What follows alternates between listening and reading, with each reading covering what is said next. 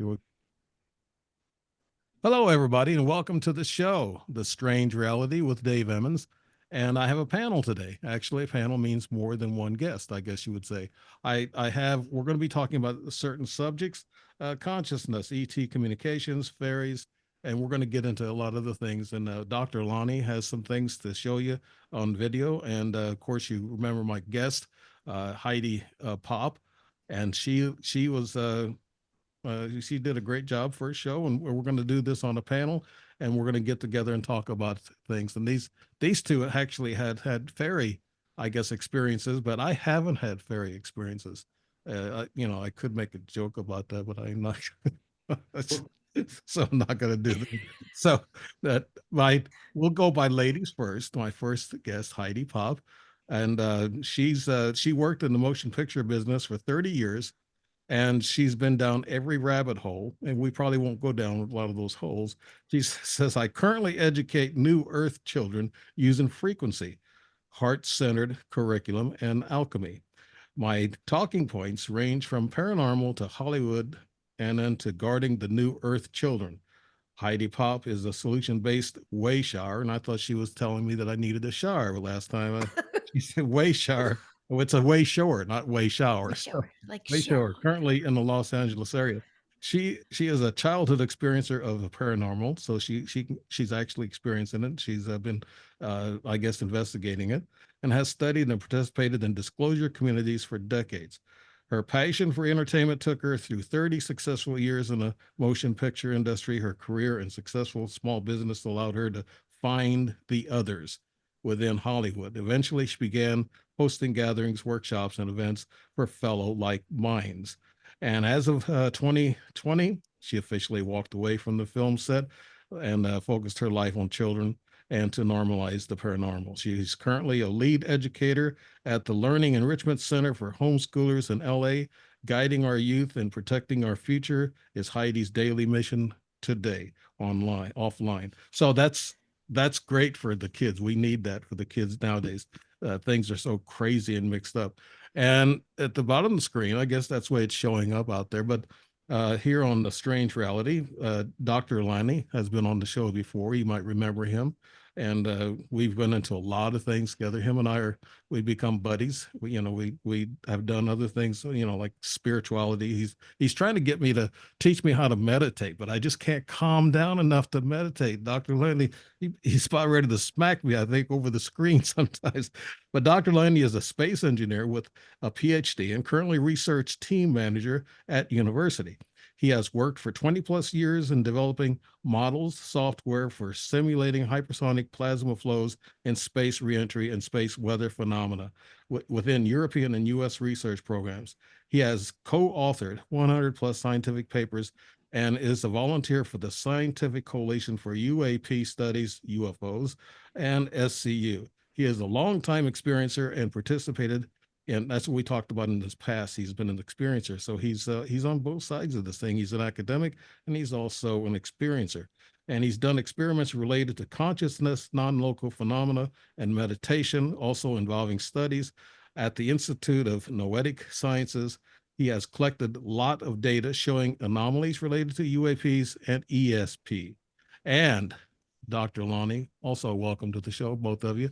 Heidi Popp, and of course, this is your old pal Dave Emmons here, and we're going to be doing a panel, and we're going to be kind of like a free flow thing, and I guess we'll just go from there.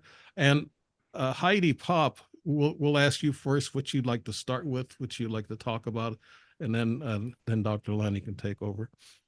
Oh, well, I mean, after that beautiful introduction, thank you for that. I'm actually still fascinated with the show I did with you, Dave, and that's how I met you, Dr. Lonnie, in the comments. And you Yeah. shared with me that you saw an actual humanoid shape of a fairy. So I was really excited to hear about that experience because I think you asked me, Dave, on your show if I had seen an action, seen it up close and had Right. been able to describe it. And all I remember is more pixelated light and just the energy of it. So Yeah, I guess I'm not care sharing. I'm more asking you if you can explain that experience to me because maybe it can activate or unlock something in me. I still testament to them because of the tricksters that they were, taking things and then putting it back and then cleaning up and then making a mess and all in my little treehouse. And but I'd love to unlock that memory of did I make that contact? I was a child, so it Yeah. might be I put just away. I just wondered, does fairies have poopy that looks like mice? Poopy. I don't, Dr. Lani, could you help her out on this, on what you know about the academic approach to it and also the actual experiences that you've had? Yeah. I mean, this is not the academic. Not the poopy, but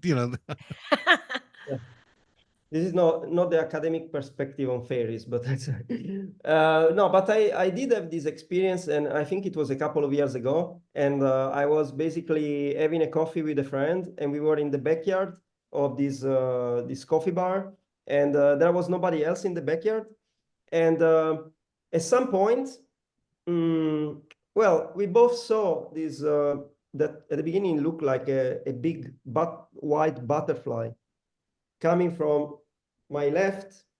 And then when this, let's say, entity or whatever passed in front of my face, it turned. And actually, I could see really a humanoid body with like legs and arms. And then it turned, and then it went straight towards the wall. And there was an ivy on the wall, and it never came out. And there is no possible way that it would have come out without us seeing it. So so there were two strange things. The first thing is that it had a humanoid body, and it was like about maybe like 4 inches in size. And the other thing is that it went straight to the wall and it disappeared. And so my friend didn't see the humanoid, but she saw it disappearing in the wall the same way I saw it. so But she Oh, definitely saw wow. that it was much larger than a white butterfly. It was a very unusual being or creatures or whatever we want to call it. so Dr. Lani, you're saying that they are, I guess they go into another dimension, or they're dimensional creatures that come in and out. And I guess so.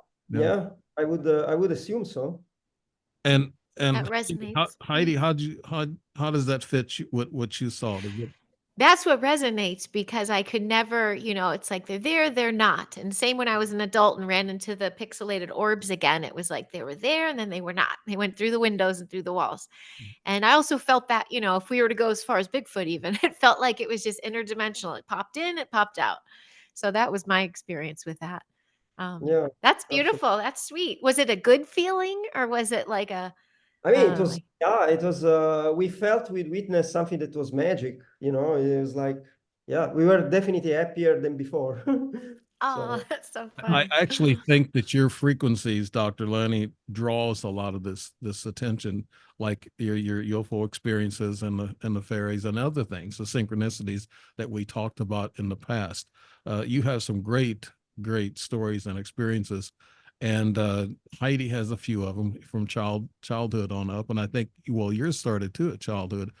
And I want to talk about this fairy thing. They saw fairies in Ireland a lot. I guess they always talk about them. They've been in the movies and Lucky Charms and all this other stuff. They're on the boxes of Lucky Charms cereal. I don't know if you have that over in Europe or not, but they do that with the Lucky. Toxic. Yeah, they're toxic cereals. But I guess they're kind of like folklore, but not really folklore. They're real. I guess back in the 17th century in Ireland, the people said they were real, and they saw more of them back then than what we are now. Uh, Especially here in the U.S., we may not see as many. Do you think well, yeah, demographically located or whatever? no, one of my theory is that, like in the past, let's say some centuries ago, uh, there were, let's say, many less chemicals and, stuff that could alter our perception. For instance, we know that, I don't know, fluoride or other chemicals, they can calcify your pineal gland. So let's say there has always been somebody trying to control the world and try to, maybe keep some people, let's say, in the darkness about certain topics. But people were less, let's say, polluted by, substances and stuff. So probably their ability to see these things was higher than now. Right. And especially in certain cultures, especially in cultures which were very like close to nature. Like if you go in Scandinavia, they have this huge forest and stuff. It's a bit different than, I don't know, now, I don't know, living in Brussels or in Paris or something. No, in most, you may have some park, but for the rest is mostly buildings and stuff. But if you live in Scandinavia, even now, or in, I don't know, in Ireland, for instance, there is much more wild nature. And so probably also more possibilities to interact with these beings that are closely connected to, to nature. So Yeah. to What? the elements. Yeah. They're called elementals, right? So Right. What do they Yeah. call the ones that are a little bit bigger? Remember, there's a horror movie, Heidi, that they made this out of. What do they call those? I'm lost for words. They're they have the big ears and they have the teeth and everything, and they're Well, little. like Spite or Sprites, or Yeah, well, not was sprite. that it? No, Oh, they're little gremlins or something. oh. Like the that. So it was a gargoyles, movie though? Yeah, yeah. I think you, Dr. Lani, you just mentioned. Uh, gargoyles. Yeah, they're little Oh. mean critters, and they had them in Ireland, and there's been Not movies sure it's made of. gargoyle though. Okay. Yeah, so uh, I think they're in the Lucky Charms thing too, so that makes it really toxic. That's on you. Really. Yeah.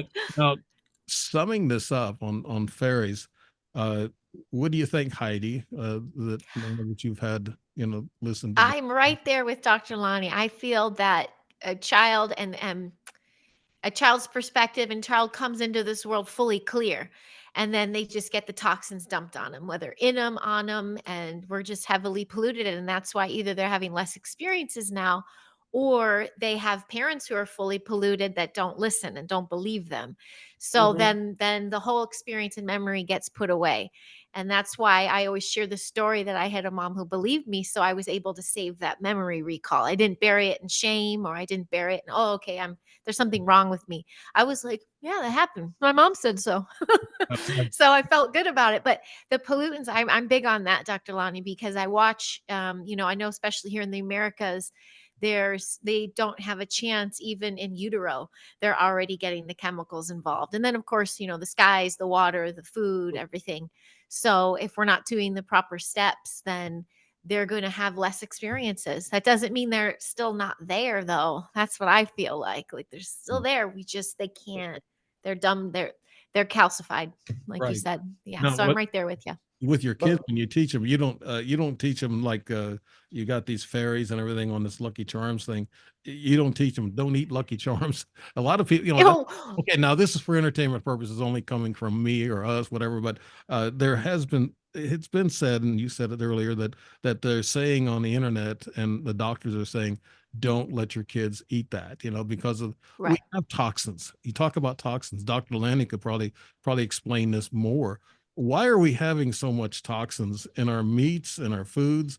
That we have like this listeria scare here in the U.S. They told us not to eat any of the meat here the last couple of weeks because of listeria.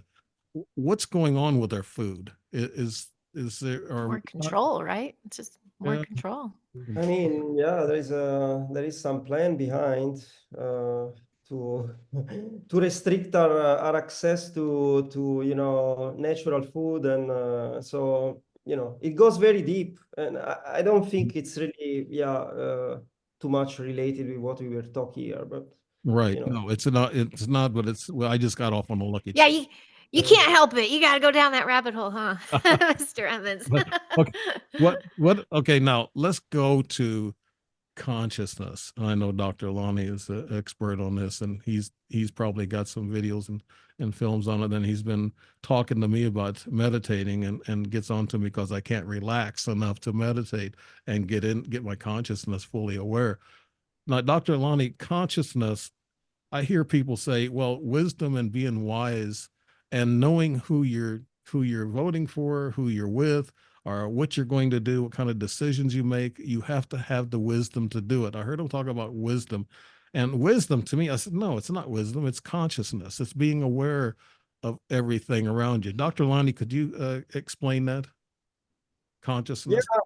I also interpret, let's say, consciousness as some sort of awareness, increased awareness, and especially awareness, first of all, of who you are and how to access all the tools that come with being, for instance, a human being or a multidimensional being, because at the end we are not just human. The human is sort of is an avatar, but in reality we are, let's say, our consciousness is probably broadcasted somewhere else, is non-local, let's say, is somewhere else in space and time dimension, and it's just broadcasted, let's say, through antennas, like for instance the pineal gland, or some other entry points, some energy points in our body. So but the movie Avatar probably gave really a good representation of reality.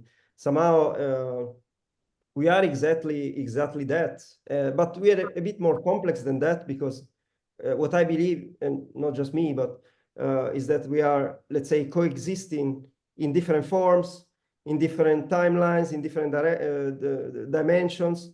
And the more you get aware, the more you can integrate these different components and get access also to the knowledge that there are different components. Because if you just stick to the materialistic view, there is just this body, there is the brain, and you cannot get out of there, and then you die, and that's it. Or I don't know, if you stick to more traditional religious views, yes, you have your life, you die, and then maybe there is the big judgment, you go to heaven or to hell forever. But it's, I think it's much more deeper than that. And of course, as you know, I strongly believe in reincarnation, and I would dare to say that I not just believe, I know that reincarnation is a thing, and is one of the, let's say, the way life and evolution work in the universe. So as you know, so let's say what drove my attention into, let's say, the spiritual aspect is like, well, let's say, as you know, I had experiences with UFOs, and I was trying to connect the dots, and then at some point I had this experience in 2018 in which so basically I was stargazing, and here in Brussels, in this house, and at some point I had this thought, can you show me something? Can you if you are there, give me a sign? And I had already done this experiment a year before, in 2017, and after that, what happened, in a matter of few minutes, I had like green light entering from the window, and then when I went looking at it, there were 2 discs of green light that were basically flying over my backyard. And so a year later, I said, okay, can you do it again? And this time, so normally from here, you have very, limited visibility of stars and everything because of the light pollution of the city. So I was seeing maybe 20, 30 stars, in particular the Orion belt. But then in the matter of 1 minute after I expressed that desire to have a contact, basically the whole sky, there was some sort of avalanche effect, and there were lights appearing everywhere. And at the end, it was thousands of lights. Everywhere I was looking, it went from 20 to 1,000 in like 1 minute.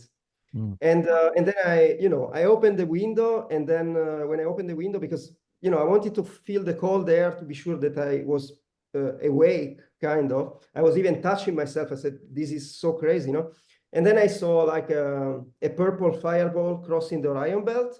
So that to me, compared to previous experiences, felt a bit like a mystical experience. And that was some sort of turning point, because then a few weeks later, I had an accident at home and I broke my left ankle. And it was almost like the universe telling me, or I could say now, that you have to take a break and investigate.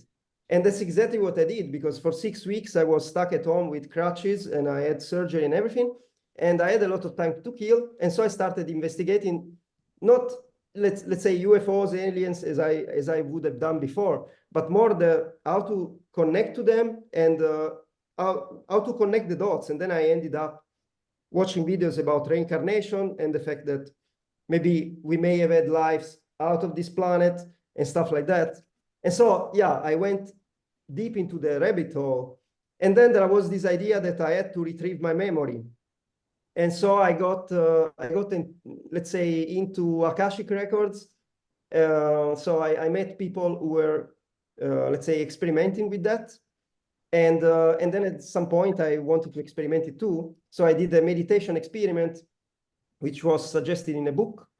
And yeah, and then I had some vivid access to let's say, to a past life.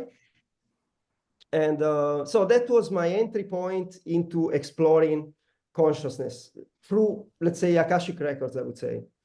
Okay. And that became one of the topics that actually still interests me the most. Right. And I think you made some more research and study in that here in the recent years. Now, they're saying that a lot of times consciousness is like Tesla and Einstein and also, I guess, von Braun. They all say that they got information from outside. They say Download. consciousness is on the outside of us from the universe, comes into our brain, in which our brain is the receiver, and we get that information. And the heart actually controls a lot of this knowledge and intelligence too. And it's weird, but I saw where a couple of scientists said that black holes are actually more closely related to the creator and to God than anything else in the universe. And these are two scientists, and they just come up with this idea, and a lot of people are attracted to that. And the universe is nothing but a huge consciousness center, and you know that, Dr. Lonnie. I, Especially with oh, by the way, I want to put one more thing in. I do like Lucky Charms, and when I buy them from the store shelf, there's somebody standing there watching me, and I said, "Yeah, I like kids cereal. Don't tell anybody." Okay, but no, getting back to consciousness with you, Heidi, you've had some experience with ETs, and maybe similar to Dr. Lonnie's, and tell us what you feel with consciousness. You're dealing with that with kids with frequencies. Frequencies and consciousness are so closely related. And Dr. Lonnie has a lot of, I get a lot of information from his research. I watch his videos and things, but he's a great scientist. And I'm telling you this right on the air, Dr. Lonnie, you're a great person. You do the things that are helping us with disclosure and understanding things. You're enlightening people with your studies. And Heidi, you are doing the same thing with the children. Tell us about your consciousness and your ET experiences.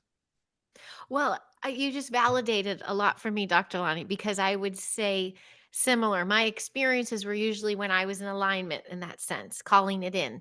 And especially as an adult, which made me feel real validated. Be in a sober state of mind, I was able to say, show me something. And then I was able to connect the dots and see something. And so when I have those experiences, or when I see other people have the experiences or say they have an experience, I usually watch them. I'm like, did they, or were they tripping out? Like I just feel like, are they connected to their consciousness themselves? As far as working with children, it's a big deal in the class, and I don't think it's a concept that they understand as we're going to discuss consciousness. But I noticed that all our lessons and our lesson planning revolves around it. It revolves around being a creator being, and connecting with their own frequency and vibration. Does it resonate in a positive way or a negative way? And then even bringing in meditation, the simplest thing to do with children is, when you hum, you silence the brain. If you try humming, you really can't create new thoughts. Your focus, your body just starts, I think it's the vagus nerve maybe, or whatever's happening in your system. So taking them through a little journey of humming, I notice it changes their frequency. It's like they do a little mini meditation. And I Yeah. teach them that, meditation also isn't just sitting in the corner and saying om, which my son sometimes jokes with that. He's like, oh, I'm meditating. I'm like, well, I've seen you, go on a walk or walk the dog or have a peaceful moment. That as well to me is a walking meditation or something quiet to still your mind so you can tap into your own consciousness. And as far as it connecting to other realms, I think that is the communication. And I don't know. I don't know if I'm getting information. Well, I should clarify that. I think it's being a creator mean I'm creating my thoughts. However, I can adjust my thoughts based on the frequency that's coming in, and then that's the form of communication. And my question though is, does that align with telepathy? Is that what telepathy is? Your conscious is in tune with another consciousness and you're sharing information. Like that's like telepathy in a way, it Right. seems. And you But teach your Yeah. kids with frequencies. Yeah. yes, yes. Well, as far as again, they understand dark versus light, negative, positive, feels good, doesn't feel good. That's the frequency. That's the work. Is this a low vibrational frequency that's bringing us down lower and, infecting us in a dark way, Right. or is this going to be a vibrant, bright one that can infect others in a positive way? We definitely discuss all those things. Yeah, and the worldwide thing is all of us are feeling some of that. I'm not getting into that, and I promise not to. And Lucky Charms is deep enough. But Dr. The Lani, callback. they say they can cure us with frequencies. And the med beds, I know you've probably looked into the med beds they're talking about and what those are. And I just found out recently, last 2 or 3 weeks, that there are a series of controls of different frequencies they can put on different parts of your body that can heal you. Is what do you know about med beds and frequencies, Dr. Lani? I mean, I haven't seen a med bed, but I have tried a EEG system, which is energy enhanced system, which is supposed to do something similar. Is let's say a already accessible technology, and actually during the last I think year and a half or something, they opened more than 300 centers worldwide, and there are 3 in Belgium. And in this case, it's like screens. It's like a bunch of screens that send out colors and some frequencies at different, let's say different frequencies. And yeah, you basically sit there, you relax, and then you absorb these frequencies, and they use it to heal from any kind of disease or also emotional issues and stuff. So I just went there experimenting a little bit, and I did feel, some vibration, something during the session. And I know that apparently there are thousands of people worldwide that report some considerable improvement or even complete healing of chronic diseases, even, I don't know, cancer in dogs, for instance. The best way to test this kind of technologies is to try it on animals, because I mean, we as human probably would start mind chattering, or, we create an obstacle to actually absorbing this energy, but the dog is just there and just receives. So, and apparently, yeah, a lot of animals had these at benefits, but also people, But yeah, so I definitely believe in frequency. I mean, in healing through frequencies, and even, when you do energy healing practices like I don't know, Reiki or pranic healing or whatever. That's basically what you're doing. I mean, there is in some forms of healing there is maybe sound involved, which is also connected to frequency, or there is all kind of, this kind of practices manipulating energy, frequency, or vibration, and so. Yeah, Yeah. I love that. yeah, the Mhm. earliest form of frequency that I've heard of is that they use this frequency to, I guess, obliterate kidney stones, and also to and gallbladder stones. I heard that they use that frequency, just put it on your stomach, and they just intensify the frequency, and it actually makes those stones rattle and they break apart. That's the earliest form that I've heard of, and I think maybe they're catching on to frequencies is it's the magical thing that happens. And to speak about I said for about 2 minutes when I stubbed my toe the other day. So, but I didn't go into meditation. And amen. Here's amen. When you say amen, I heard this that 60,000 years ago, that was the name of the Anunnaki leader or the god or little g god. Oh, Yeah, his yeah. name was Amen. And so I don't say amen anymore. I say thank you, creator. That's the ending of my prayers anymore. Yeah, words can cast spells Uh, sometimes. yeah, So you have to be mindful of that. you have Mhm. something to add on to that, Heidi? Well, when you were talking frequency, I was thinking of a dear friend of mine who does body work out here, even acupuncture, the old way with the glass balls and the heat. But she incorporated in her practice now tuning forks. So Yeah. she'll hit the tuning forks and put it right next to either some of the needles or along the body, and just it's a form of realignment. But I even think of my dog, because we used to live in the heart of LA, like in the valley, I should say, in the heart of the valley, San Fernando Valley, and we had cell phone towers all around us, hundreds of towers emitting something in like a 3-4 mile frequency. And we kind of moved to the up and away house, we call it, where we barely have 3 in a 10-mile radius. And my dog, the frequency changed, and he is so much more settled now. We used to not have people over really, because we just have to lock him up every time because he was manic. And then even the kids, we felt a difference in the frequency coming out of a major city. And I know people have to live within it and work within it, because I'm not one to say run to a homestead and get out of the city.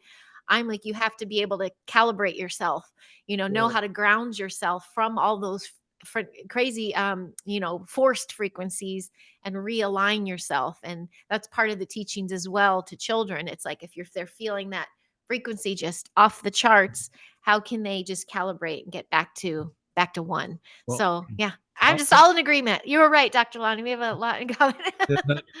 walking on the bare ground also with bare feet Yes. can Yep. ground you too.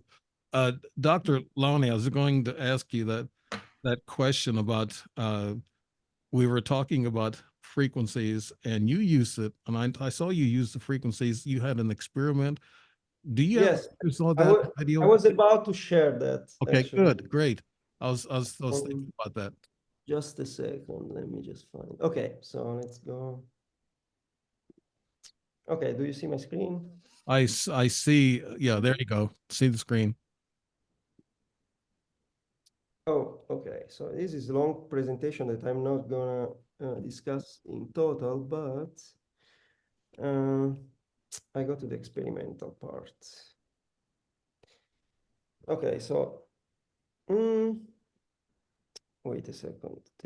Sorry, I think I lost control on my laptop. Okay.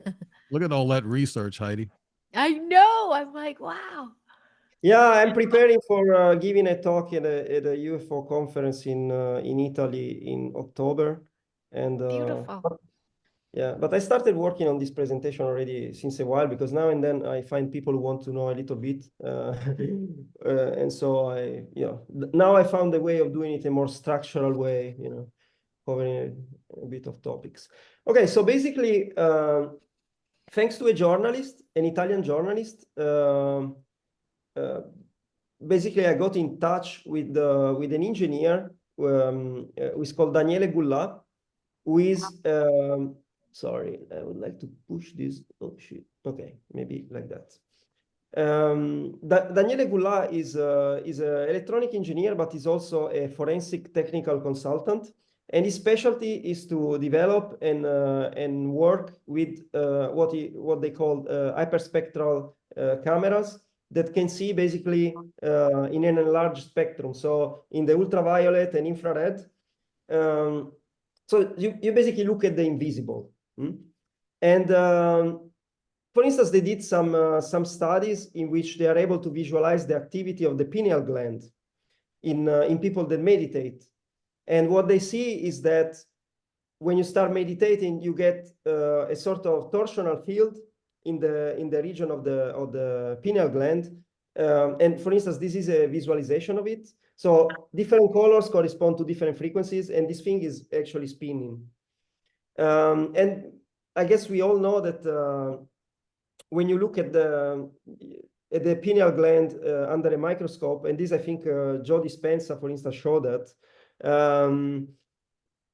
The surface of the pineal gland is covered by crystals, microscopic crystals, and so basically when you apply pressure to crystals, you can generate electricity, which is called piezoelectric effect, and so apparently the antenna exploits this effect to communicate and to let's say transmit and broadcast signals.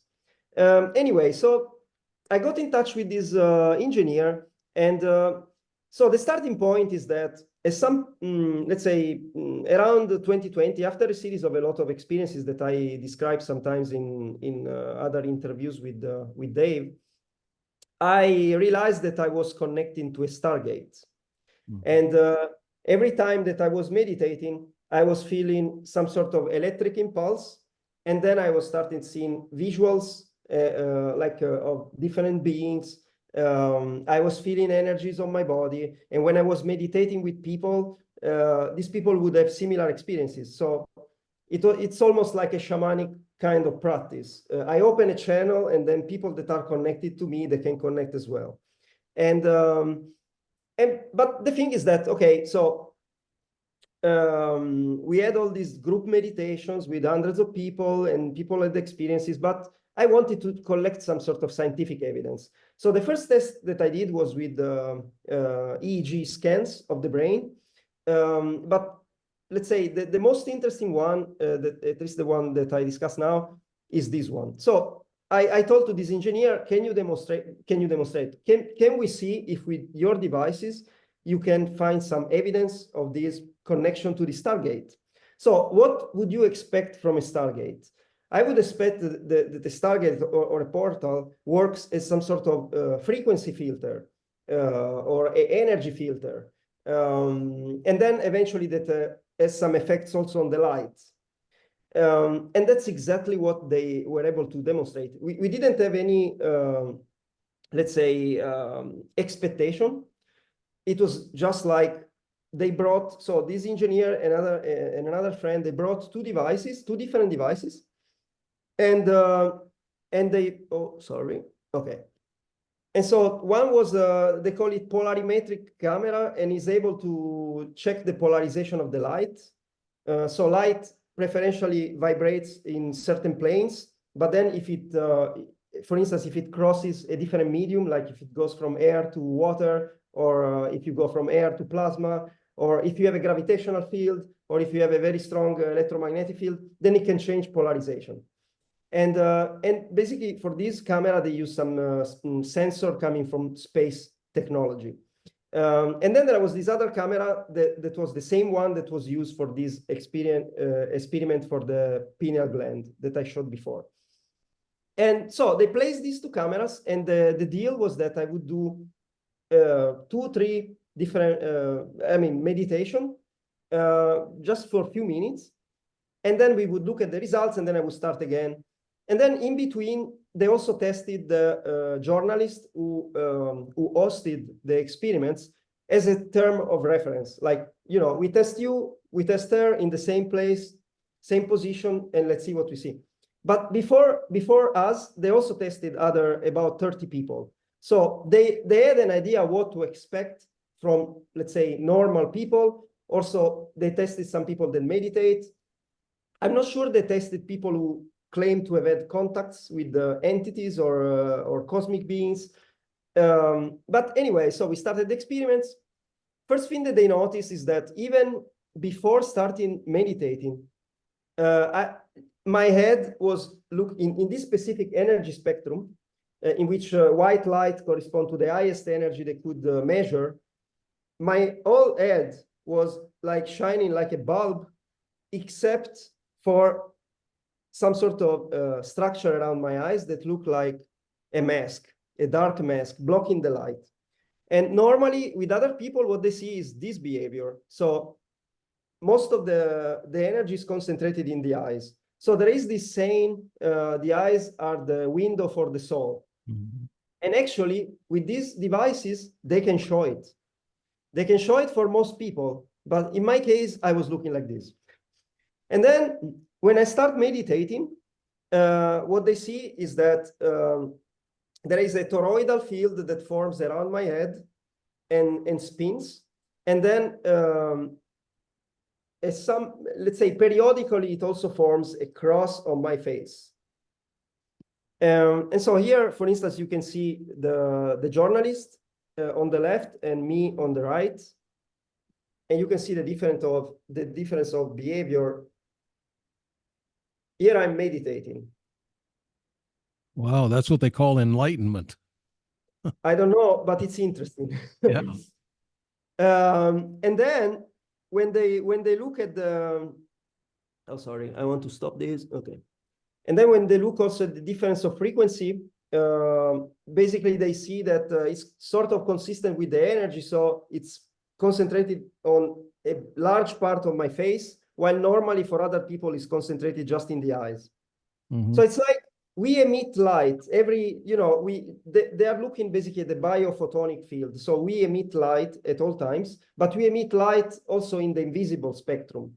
And that's what they can catch. Yeah, And Dr. Lani, that last one in a series where it's got the black eye like, and I can see your eyes, but there's a third eye that's up here on the forehead. Is that a real third eye there? Which one? The one at the bottom, in the middle? Here? That, yeah. What is that, an eyeball? I don't think so, but Looks like one. That, not sure. Yeah, and then they did this test with this other camera, and basically what they saw is that as soon as I start meditating, so it's instantaneous, the light polarization changes in all the points, and here is more than 10 that they were monitoring around my body. So there is definitely something that happens around me as soon as I close my eyes and I decide to connect. And then they did also another test that you can see here. mm-hmm. So actually it's the same test, but you are looking at different things. So basically here they wanted to visualize the activity of the pineal gland. And normally what you would see this sort of field spinning around the head, but the rest of the image should stay at high quality and black and white. But in my case, as soon as I start meditating, they see flashes of light that are blasted off my body into the environment of different frequencies, and looks like stroboscopic light in a disco. Yeah, yeah. That's But unique. it's basically coming out from my body. Yeah. Heidi, And you have any questions, Heidi, for Dr. Lani? Oh, no, I'm enamored. This is so cool. Yeah, I have And a it makes question. sense. Yeah, Yeah. I have a question. Mhm. Since the pineal gland, does the 5G, in which Heidi, Mm. as she alluded to earlier, the 5G towers have anything to do with dumbing down our pineal gland? maybe. Okay, okay. Entertainment purposes only. Yeah. Yeah. Okay. Yeah. No, and then I wanted to show you one other thing, which is this. Yeah, so this is Oh, just wow. a still image, and this is one of the first things that they noticed, that they were like, what was that? And so there is this sort of cross in front of my face that appears while spinning. So Wow. it was quite interesting experiment. Actually, we would like to test many more people, especially experiencers, but also normal people, and see if we identify some patterns, and especially, people who meditate, people who claim to have been abducted or have had really close contacts with UFOs. And because I personally believe that, a lot of these people would have some similar behavior. Maybe not everybody connects to a stargate, but they will have maybe a higher level of energy and some other stuff. And then the other thing that I wanted to say is that the structure around my eyes. So normally, if I had a facial surgery and they had implanted metal on my face, they would see something like that. So that was the question. They asked me, did you have a facial surgery? I said, no, not at all. So what we believe is that this is just an energy implant, possibly resulting from abductions, because I did experience that. Yeah, so it's hard to Wow. know if I was born with that or if it was implanted. So that I will never know. Mhm. Wow. Now, Yeah. this is the Yeah. way we communicate with extraterrestrials, Dr. Lani. And I think Heidi also had that topic that she wanted to talk about, was communicating with extraterrestrials. Dr. Lani, is this the way we do it? Just like you showed us with the energy and the meditation and the pineal gland? Uh, yes, I believe that plays a role for sure. And the cleanest your pineal gland, the better. But yeah, so basically you have to be able to how can I say? First of all, to silence your mind and to remove all this electromagnetic pollution that is sort of preventing you to connect. And then eventually, if you stay in your art space, which I think is important, you have to get out of your mind, and it's not a mind thing, it's more like a heart connection. And so if you resonate a certain, at the frequency of, I don't know, gratitude, for instance, or love or something, it's easier to connect to the good guys, so to speak. Right. Of course, if you seek connection, and you seek connection when you are angry or fearful or in really not a negative emotional state, you may connect, but maybe not to the most benevolent entities. Right. I think I have lucid dreams, and I know both of you probably have lucid dreams, and I don't know how to attract or communicate with ETs. They communicate with me, so I have no control of it. I wait for them to do that. And Heidi, you've had experiences with ETs. Could you tell us how you feel about communications with ETs?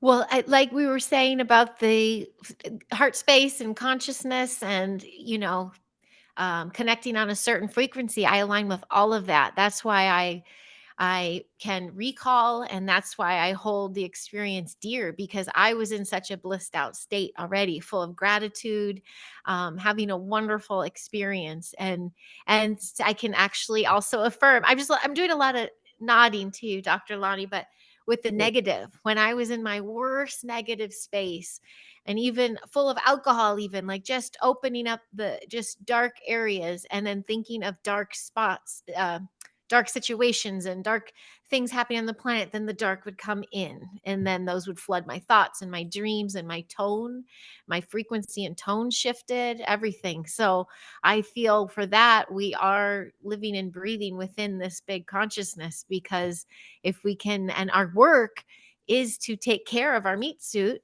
and to stay in a higher frequency state, because then you're going to have a good time. Right. You're not going to have a very good time if keep um being full of toxins. Some people don't know they're full of toxins, though. I would love to see that study as well, with the pictures, with someone maybe full of just, inflammation, and, is their light dimmer? And then those that have done the work, and, sure, meditating, but also is their body, is their vessel clean and clear and healthy and strong? I just wonder what would be Yeah. the light show there. Yeah. Yeah, it But would be. as far, yeah. Fast Mhm. foods are a plan too. I guess I don't know. That's where all the toxins come from. Uh, I Everywhere. I lucid dreams. Now, I had a couple of scientists on the last couple of months who told me lucid dreams are real dreams, Dr. Lonnie. They said they're actually a replay of what you actually did. Is that what your thoughts are on to? Lucid dreams are real? Well, I have to say, I've never had a lucid dream, and I feel a bit underachieved on that specific topic. But I do believe that actually, yeah, lucid dream is basically the same as astral travel, and actually what you are living there is real. Like you may be, in a different dimension or timeline or whatever, but yeah, if you can control it, then you can also have a good time and good experience, and steer your Right, steer that part of it, I don't know, steer right. this Yeah. experience in the direction that you want, and it's a real experience. Like, you brought up an What- interesting topic. Astral travel is also a way that we communicate with ETs. And I had the lucid dreams, and I felt like I was there. I was actually looking at these critters. I was actually looking at the ship, and I remember everything about it. And so I wanted to confirm that those lucid dreams are real. And I think I found out enough by talking to people that they are real. There's something that's in your memory, it's in your conscience. It tells you that this is what really happened, really went on. And I guess, did you have any, Heidi? Have you ever had any lucid dreams? And Well, that just made sense. Again, a nod with because lucid dream, you hadn't heard the term, so I'm wondering. I was waiting to see what you were going to say that resonates with what that aligns with. And when you said astral travel, I'm like, that's what makes sense now. right. And with that, I know. So that is your consciousness leaving your body, correct? Like that's so yeah, that's one of the same, really. So I feel I've had those experiences, and again, like you said, if you are fully a consciousness and aware and in a good vibration, you can have a lot of fun. Well, Dr. Lani, how about the Mhm. chakras? I feel sometimes in bed at night, energy going from the top of my head down to the bottom of my feet. And it's such a pleasant feeling that I don't want it to go away, and it doesn't last long. And then I have this energy that hits me in the chest, and it's like circular, and it makes me feel real good. And I'm awake. It wakes me up, and I'm awake, and I'm saying, "Don't stop." That makes my whole body feel so good. It relieves all tension and all aches and pains. What are those? Are those chakras, Dr. Lani, that's working on us? Probably some sort of activation of your chakra, or realignment of chakra, or clearing. And probably, since you're not consciously doing it through some energy healing practice, they are doing it for you. Or Right. maybe, your higher self, or somebody is operating on you. And but you can do it consciously. So, I do this kind of stuff, and I also do it for other people. Yeah, and they feel it, like, so. Okay, well, now you mentioned cryptids, and we mentioned reptilians and dragons. What do you want to talk about next? Either one of you? And I know, Heidi, I think you said you saw a reptilian. Is that right? I remember. I've seen some. I mean, in my book, that's what it be. Whether working in Hollywood, and I probably won't go down that again, or in my darkest states, like calling that in. I think my son had experiences as well before he could had any way to conceptualize what that was. He had no frame of reference. And Mhm. the best he could say is lizard people, or turtles without their shells on, and Uh, that's a child. And so and we didn't have he wasn't watching any programs that would make him think that. So for that, and that was in my dark days. So I felt I was welcoming in this kind of dark kind of reptilian energy. So, but with me seeing them, I have seen and felt them. I think that was maybe experiments, being experimented on as a teen, but also that energy you have with working within Hollywood. You have the whole range, and so and you could have the whole range on one set. So you have to know how to navigate it and protect yourself. But when I see that, sometimes I feel like it's an entity on someone else and they don't even know it. It's like a reptilian energy that's taken over somebody. And I assess the person. I'm like, oh, yeah, they're going through a really bad time in their life. They're depressed, they're low-shi, they're addicted to something. I'm like, it's probably, and they would just behave in this reptilian mannerism and even hiss. And so mm, I feel like it can just overtake a human in that sense. Right. I said, oh, I've seen mm, a reptilian young lady, and she didn't turn her eyes to me. I mean, she turned her eyes to me. She didn't turn her head, and she had a green slit in her eyes, and that just sent chills all over my body. And I actually did see one that's about 5'7" in my closet, standing near my closet. And I got up to go to the bathroom about 5 o'clock in the morning, and I looked over and I saw this reptilian had a cobra head. It looked like the head of a cobra. It scared me to death. I jumped out of the bed and I looked under my bed for a snake. I was delirious, I guess, because I saw that it disappeared after about 10 seconds. It was holographic in a way. And they say that's how they appear to you. And Dr. Lana, you brought up the subject in your notes about reptilians and dragons. I watch a show. The wife and I watch a show together, and it's a House of the Dragon, and it's on HBO. and it's Mhm. they're long white-haired people. I call them the tall whites. They're not really tall, but they're average. And then they got dragons that they actually fly and they burn battlefields. And it's an interesting, very big production show. House of the Dragon. You might want to look it up. But I keep saying that's the tall whites story of the ETs, and the Okay. dragon is actually the flying saucers or the spaceships that are actually burning with a dew weapon or whatever that they're using for fire. That's what I'm thinking. But Dr. Lani, you had that in your notes about reptilians and dragons. What can you tell us about that? Well, I wanted to show you something again. Okay, all right. So I will share my screen again. Okay, so let's see, slideshow. I'm not Let's getting paid for advertising House of the Dragon either. I'm writing it down in case we need a new show. It's a good All show. right. It's a good show. Yeah, so about dragons, I let's say when meditating and connecting with entities, sometimes dragons appear actually, and both for me and for other people with whom I meditated. But there was one particular event which was very interesting for me, and so basically I was doing let's say a session for a friend who is also she's a healer. I mean, she's like an economist or something, but she's also a healer, like a shamanic healer, Reiki, whatever. And I had given her some sort of Akashic record reading some time before, and then she wanted another session. I said, okay, after a year. And so during the session, at some point, there is this, I see this golden dragon coming through, and then perform an activation on her. And actually, at some point, I embodied this dragon. It went into me. The interesting thing is that once we finished the session, I decided to go taking a coffee, again a coffee, downtown. And I went, in a place in which I've been already probably 100 times during the last 10 years. And that day, when I got my flat white, this was the latte art that I found on. And it's Aw, hard not to see a resemblance with a dragon. Wow. yeah. That's So so nice. Aw.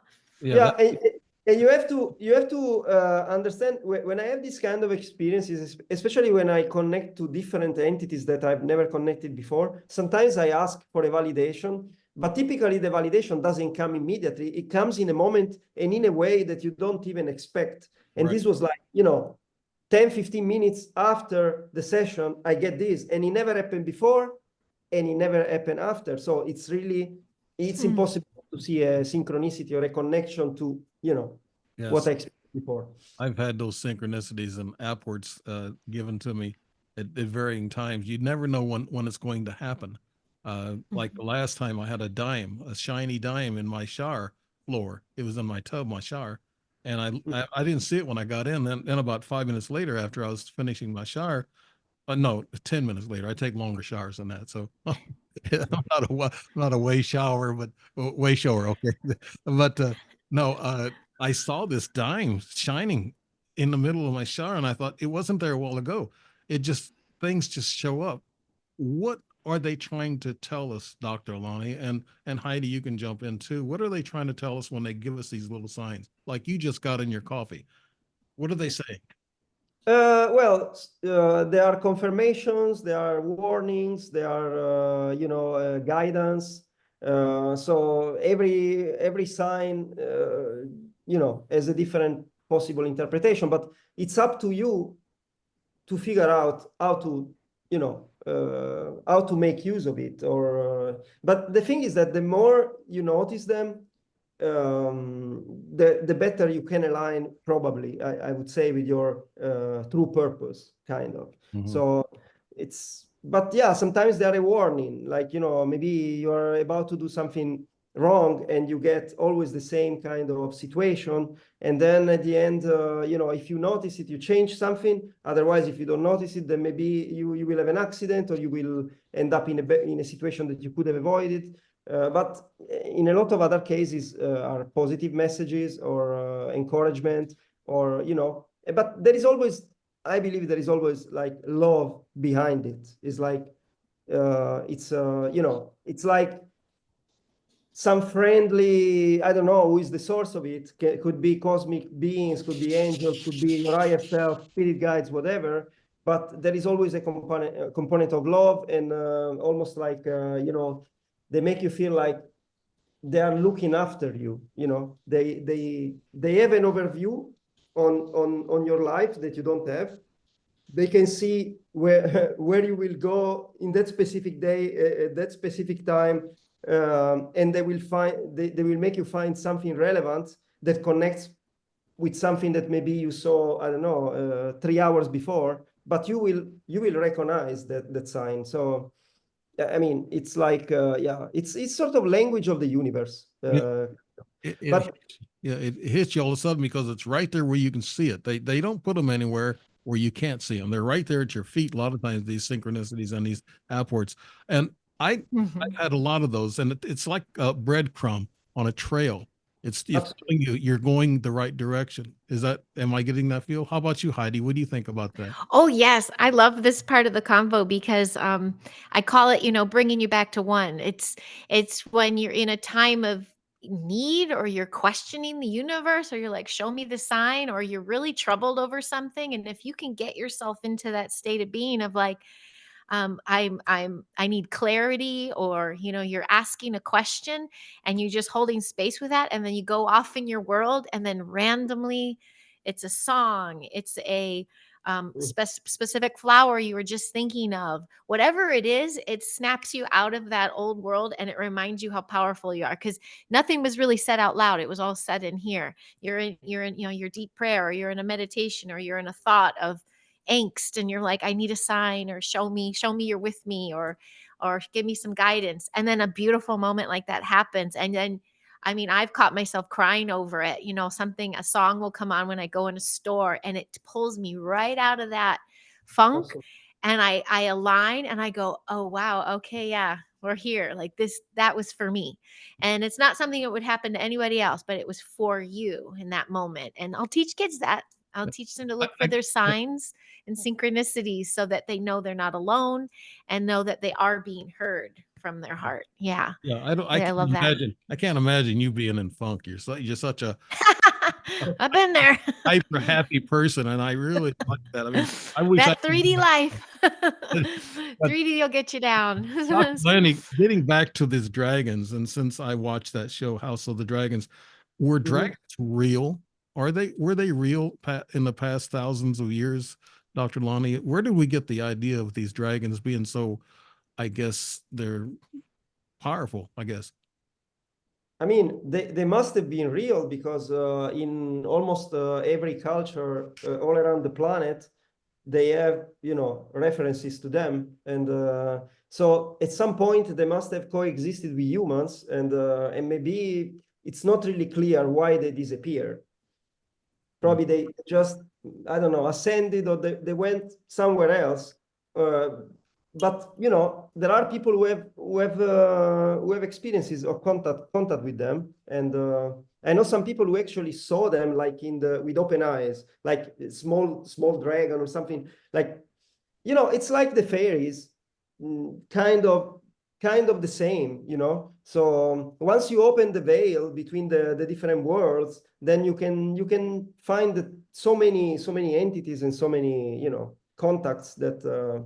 But of course, if you don't believe at all that this is possible, I don't think you will ever have an experience. But if you open yourself up unconditionally, like, without putting limits on yourself, then you may experience really a whole range of phenomena that you wouldn't even have imagined before. And this honestly happened to me. I wouldn't never imagine, like, I don't know, even 5 years ago, that while digging into the rabbit hole, I would have ended up having these kind of experiences.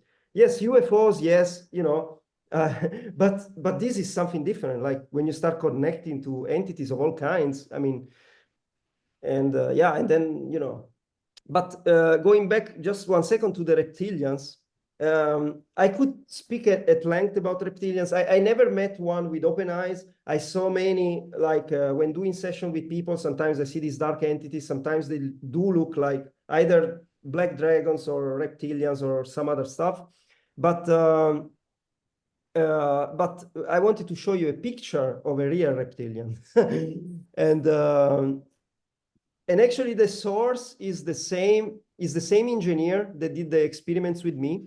So what he did, okay, so he works with the police, or let's say he collaborates with the police. And so he interacts with a lot of people, also a lot of people with troubles, criminals maybe even, I don't know. But anyway, he told me, so what you have to look at is this picture. Okay. So basically, he told me that he took a picture of this individual that had a lot of troubles, and he didn't elaborate on that. And then when analyzing the picture in different frequencies, because he can do that, he can select the frequency, basically in some specific frequential range, basically you see that the face is totally no human, and it has very clear features of a reptilian. So you have very sharp features here, and then the eyes are extraordinarily big, and then even here in the forehead you have some sort of scales, and the nose also. It's pretty interesting. What could they be shapeshifters? I mean, Dr. David Jacobs said they walk amongst us. Indeed. So basically, some of these entities probably have the ability to project some sort of solid hologram, in the sense that if you would touch them, it would feel like a normal human, but in reality, you are touching something that maybe is very different. It has scales and everything, but you wouldn't feel that. But how do they project it? Some say, like David Icke, for instance, say that they use both technology or psychic abilities. And I tend to resonate with that. So probably, they are able to project some sort of field around that alter the frequency. I mean, let's say that don't allow people that cannot see in that specific frequency how they actually look like. And so, yeah, it's very interesting. Definitely walk among us. That middle picture is a tall gray, maybe? Well, so again, same technology. So he took a picture of a girl. So he said this was a very skinny girl. Mm-hmm. And but then again, when analyzing the picture in a specific frequential range, she was looking like this. And this is interesting because under hypnosis, I did a QHHT session. I guess you're familiar with it, Heidi, or the quantum. Yes, Yeah. I've done one. And so basically during the session, actually, I saw an entity which was looking like this one. Oops, sorry. Sometimes it just go on his own. Yeah, I wish. Sorry. Maybe you can cut this part. I don't know. Yes. Okay, we are almost there. Not this one. All good. This one. Okay, very good. Oh. So during the QHHT session, I basically saw myself as this entity. And it was, completely white with his round eyes, round nose, and then a very, very long neck.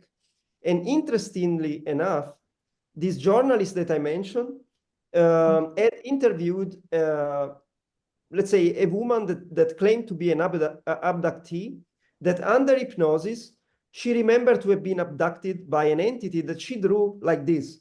And if you look at her drawing and my drawing, they look very similar. Yes, they do. Yeah, and then when I saw this picture, I was like, oh, there could be some similarity between, this entity and this one. But this one is a shapeshifter. I mean, this one was appearing like a woman, like a girl. So I don't know. Wow. How can we tell? I mean, you have scientific data there to tell that something's possessing a body or a shapeshifter. How can we tell? I can tell. I've ran into a few people, and I'm going to throw this at Heidi too. I know she's run into a few people. that could have been shapeshifters are people with different kinds of energy that we have that I've noticed. And I've been, around people that I think were from somewhere else, and ran into a couple at a convention, and I ran into a couple in Sedona. And Heidi, you said you ran into some people that were kind of strange without using names or anything.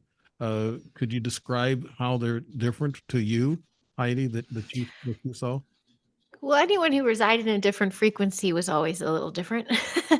um, but as far as if it was a negative or a positive, it usually depends on the circumstance of what was happening. Because there was another sort of being, I guess you could say, I met when I was in my teens that was almost angelic, and could never find them again, even on social media, but glowed, angelic, flawless features, the works. And just had this air about them that you wanted to get close, but you couldn't get close. Like they had their own field around them. And then you get the dark ones that just you go around them and you immediately start to feel heart palpitation, and you get a little cold and prickly, and you're like you cower. And so for that, I'm like, what's underneath all that meat suit? What is this? Yeah. So, but that's again being in tune with who you are, so you can pick up on that kind of stuff. I think Mhm. sometimes these entities take possession of people and can make them smarter, can make them Mhm. famous, can actually help, not help, but they're running their governments. I don't want to get too deep into that either. But Dr. Lani, these people that are walking amongst us, they're humanoids. Do you know much about that, Dr. Lani, about humanoids walking amongst us, and we wouldn't be able to tell if who they? Mm, not really. I must say I cannot claim to have ever met one, even though probably I did. But I didn't pay much attention, enough attention. But I do believe that they're around, but I never had the chance to recognize one. Let's put it this way. Mm, But I can tell that if I look at some celebrities or some politicians or whatever, I can definitely spot some that are not non-human. And then if I really concentrate, close my eyes and meditate and everything, then I can see more. I can see maybe some entity around and stuff like that. But I normally don't do it. mhm. But yeah, but there is, We can't believe the internet with the alien eyes and stuff in behind, standing in behind a presidential entourage or guard or something. You got the I mean, eyes. I believe some of these videos that circulate are absolutely authentic, and that's why now it's really hard to find them. Really? I Oh. remember it was much easier to find them some time ago, and now so definitely there is there. But the dog is confirmed, I see. That's It that's a usually does. that's a cryptid. That's not a dog. But no, but you But, mentioned angels a while ago, Dr. Lonnie, and I think I saw two of the same angel, 1971 and 1998. 5'7" with a white robe with a veil over her face. I woke up about 3 o'clock in the morning, standing at the foot of my bed, just looking at me. And I thought both times, and they walked away, and I followed them, and they disappeared. Is that a guardian angel, Dr. Lonnie? I know you mentioned angels, ghosts, ETs, they're almost all the same, dimensional critters. Doctor. yeah, I don't know. It's hard to say because a lot of the, let's say, cosmic, or what I believe being cosmic beings that I've seen, they are wearing robes. Sometimes the energy is different. The color of the energy is different. Sometimes I see green, blue, whatever, purple or white. But they tell me that they are from here or from there. But who knows? It's something that is unverifiable. I'm just saying, get the information and said, okay, I mean, I accept the information. But I had an experience, actually, I think it was after, let's say, after our last interview, or maybe before the last interview, I had an experience in which basically I woke up in the middle of the night, and I see this, let's say, 7, 8 feet tall humanoid, completely white, wearing a robe, standing at the feet of my bed. Mm. And the other interesting thing is that in the lower part of the body, there was a sort of spiral of blue light. And I don't know if it was the result of some holographic technology or something, or it was coming out of a portal. I don't know. But what I know is that you are not supposed, when you open your eyes, to find such a giant in the middle of your bedroom. And so I screamed 3 times, and then I sat in the bed ready to jump out, and then it disappeared. And then after that, I regret it, because I was like, wow, if I could have controlled my emotion, maybe, to stand face to face to such a being, and being able really to look at it, to look at him or her or whatever. But yeah, it didn't happen. But the interesting thing is that a week before, I was meditating, and I was explicitly asking for them to show up. I was like, why don't you ever show up in the physical? And then I would say, I think I'm ready. I've seen all these crazy entities with closed eyes and stuff. And then the answer I got is that we are not doing it not to scare you, because we think we would scare you. And then actually it happened. So it was not like looking like a reptilian or something. It was just very large. But yeah, anyway, so that was my story. I don't know. I mean, I could say I asked after who was this, and the answer I got is it was a Syrian, so from Sirius B. I So, know that I have contacts with many beings, but also from Sirius. But this I don't know, I wouldn't put my hand on the fire. This is the message I got. yeah. Now, angels, they can come in human form. I had a sister about 2 or 3 years ago that had open heart surgery, and she was scared throughout the night. About 3 o'clock in the morning, a woman walked in. She looked like a typical woman in just black slacks and a purple top or something. And she looked like she was a little heavy set and short hair. And my sister said she's come by her and sat by the bed, and she said, "You'll be all right, honey. So everything will go well." She gets up, walks out the door, and that's when she doesn't see the door open, because when the door opens or closes, she could see the light from the hallway in the nurses station. And so she asked the nurses, did somebody come in around 3 o'clock in the morning and talk to me? And they said, no, none of us did. So they had to give her an acuity test, make sure that she was all there. And my sister said, I saw this woman, and they do come in human form. And Heidi, you have a story like that, or some kind of experience like that? Well, I think of hospitals in general, I think have a lot of contact in that sense. There's a lot of activity going on, as well as I do align with some reincarnation, but I do know our families and friends and souls that cross over, their consciousness is still doing something, because I feel like there's a way to tap into that. Um, and for that, I don't know if it's them or if it's a reincarnated thing, but I know there's moments again when you ask for help or when you are looking for an answer. It's not just, the sign in the coffee. Sometimes it can come through somebody else.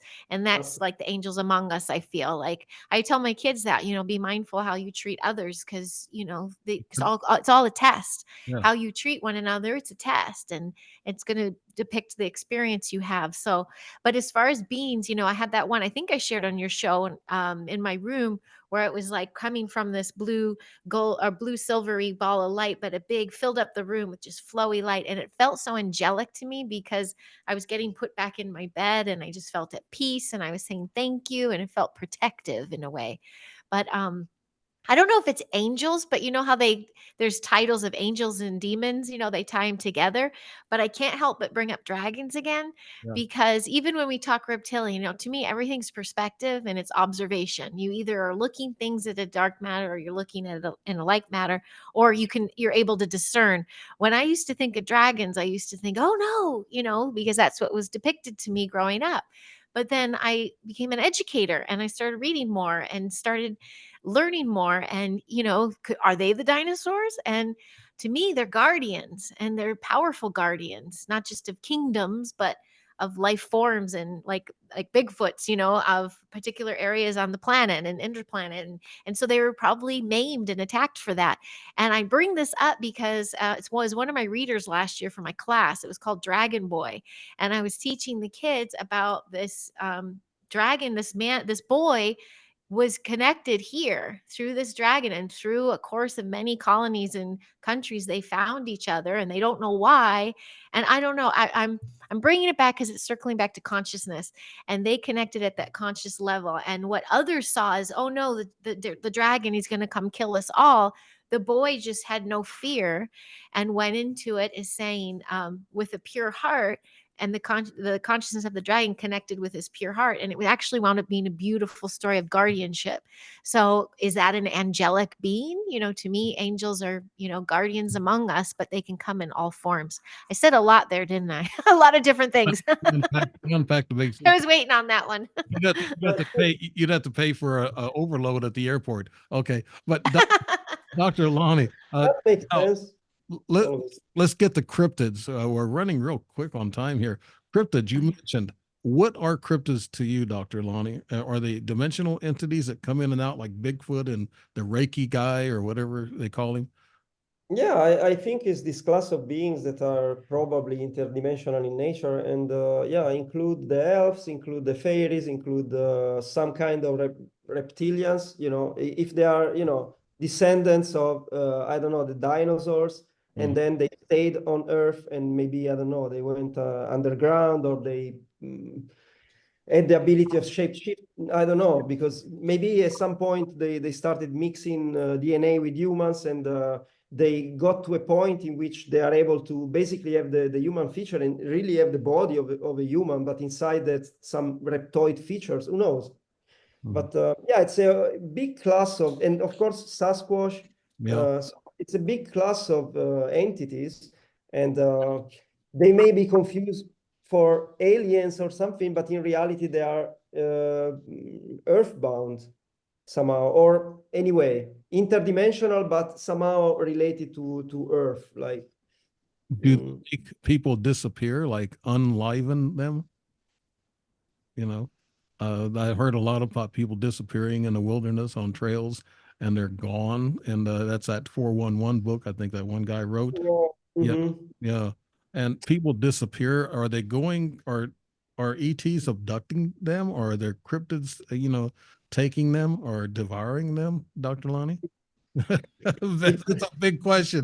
It could be everything. I mean, I don't know, you can only speculate unless this person comes back and tells you a story. So maybe some are abducted, some are end up in a portal, who knows, and find themselves in a in a parallel, or in another dimension.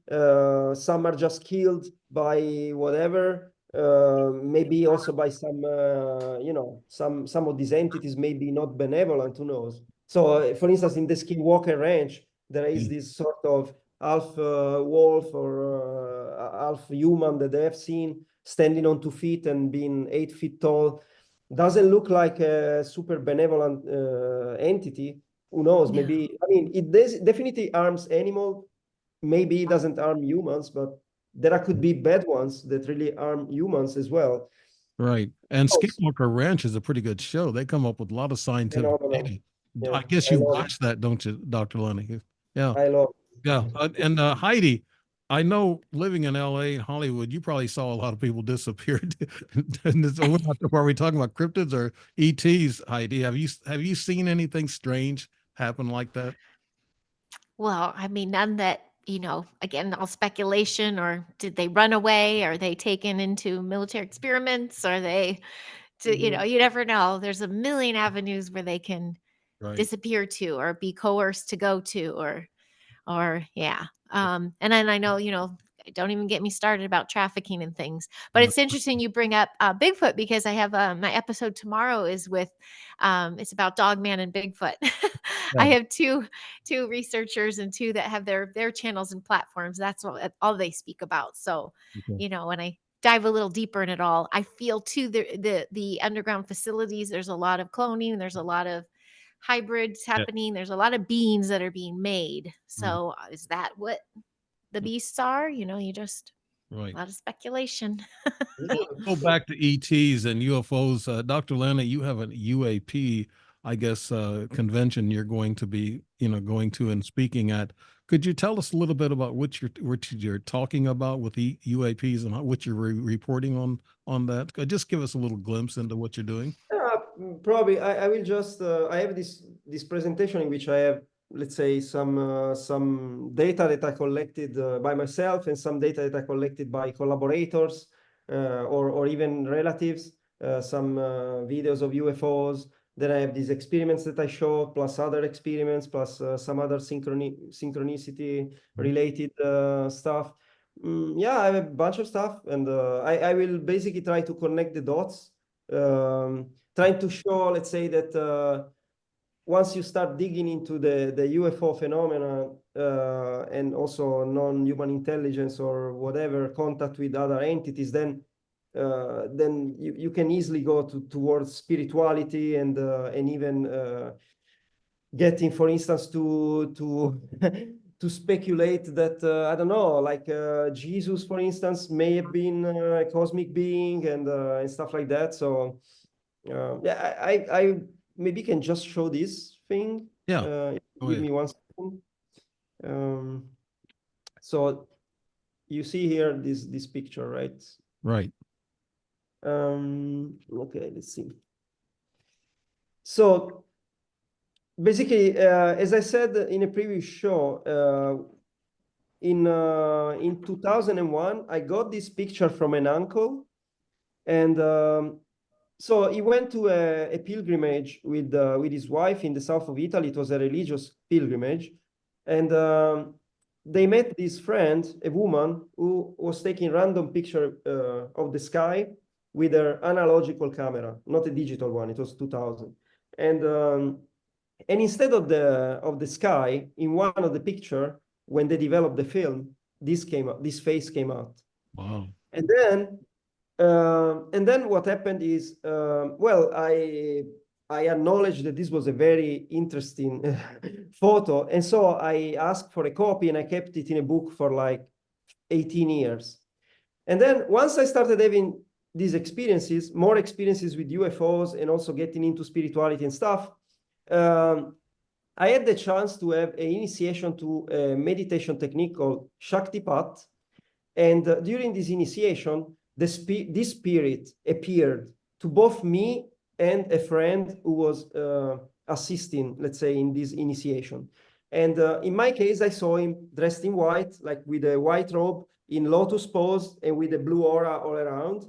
And then I saw him walking towards me next to another more extraterrestrial looking entity, which was basically a triangular face, almost like a dragon face, but flat, with some scales here, and wearing a purple robe. And then I asked in my head, who are you? And what I got is Metatron. So Metatron is like considered an archangel, you know, and when you think about archangels, sometimes you imagine them, you know, with wings or stuff, because that's how you are programmed to think about them. But what if they look much more extraterrestrial? So anyway, that's what I saw.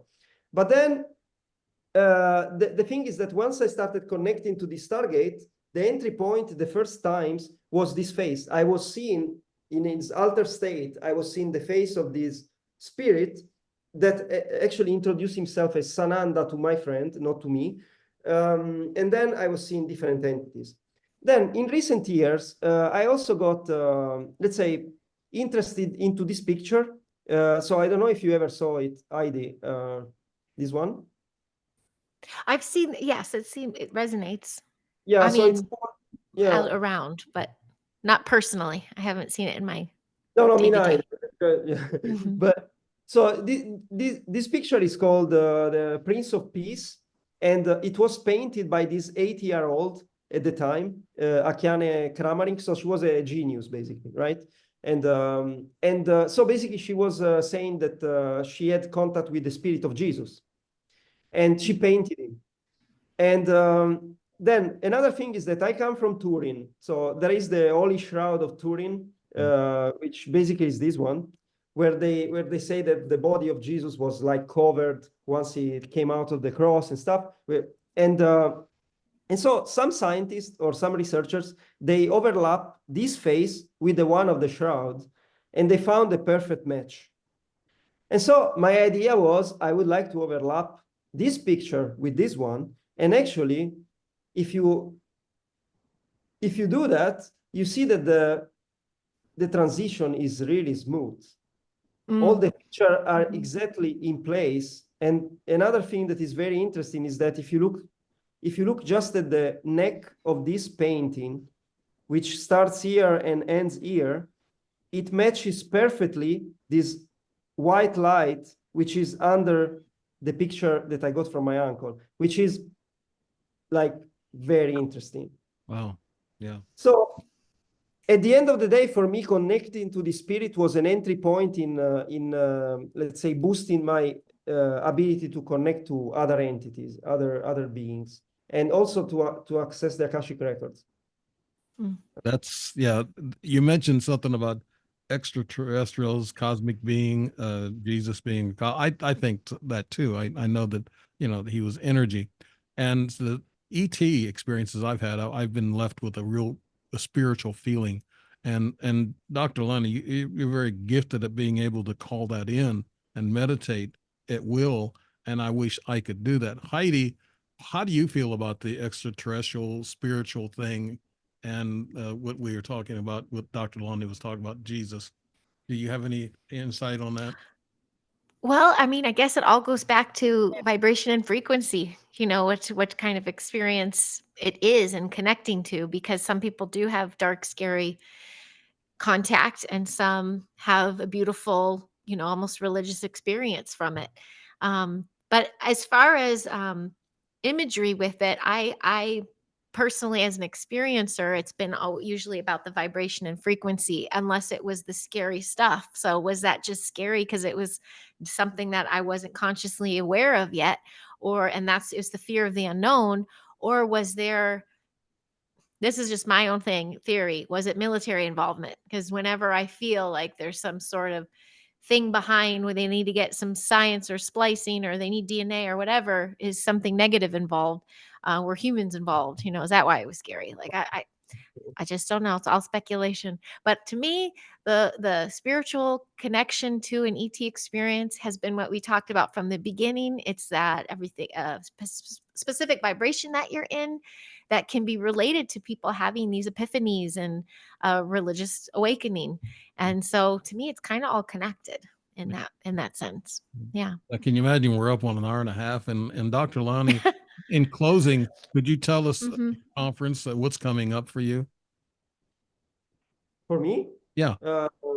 yeah, I mean, I'm for the moment I'm just excited to prepare this presentation in Italy, and then we'll see. I mean, I have a lot of contacts of people involved in disclosure and stuff like that, and I'm also part of the scientific coalition for UAP studies. I must admit, I participate to some of the meetings. I'm supposed to do some research on my own too, but it's difficult because it's spare time research, not funded. And when I have some time for resting, I prefer to rest than to do research during the night about UFOs. Yeah.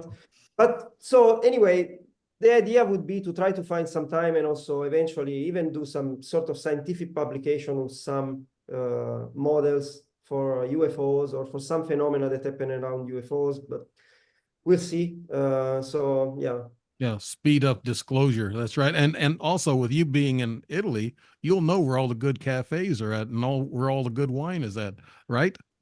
Yeah, well, I don't drink any alcohol, but yeah, I have a good Okay. idea where All to right. go. Yeah, the good food there. Okay, Heidi, in closing, you have a podcast that's coming up, and you have quite a bit of podcasts. I guess you're doing more shows than I'm doing. I do 2 a week. You must have 4 a week. Yeah. You keep yourself busy. Could you tell us a little bit about what's coming up for you in closing? Sure. It has been a busy summer in that sense, because this has been my like summer playtime. But within, gosh, I have a little over a month now, and then I'll be back in the classroom. So I have a couple more weeks to play all week, but then I'm down to maybe one show a week, and that's either being a guest or interviewing somebody. But in a couple weeks, I start building my curriculum, so that's coming up on deck. And my long term, in the back of my mind, and my small project is putting together and writing, what I do in the Mm, classroom. right. So maybe it can help others and just simplify things and just say, how you can bring in the meditation and the frequency and the sound healing for children, normalize it a little bit. So that's like been my little side project. Well, I hope you'll have enough time sometime in the future that you can come back on this show sometime. And Absolutely. Dr. Yes. Lani, he's been on my show before, and I'm glad to have him back. And I missed you, buddy. Glad to have you back on the show. And we want to thank everybody for listening in and watching the show, The Strange Reality with Dave Emmons, Heidi Popp, and Dr. Lani, my guest. And it's a panel, and it was a great show, and I loved it. And I just, they're my two favorites right now, right on screen here now. That so I like the show. Say favorites, I guess I got a lot of favorites. A lot of I like all my guests, but you two make a There's good so combination. many. Yeah, so There's so many. yeah, so I want to thank you two and thank everybody for listening to the show, The Strange Reality, and good night to everybody.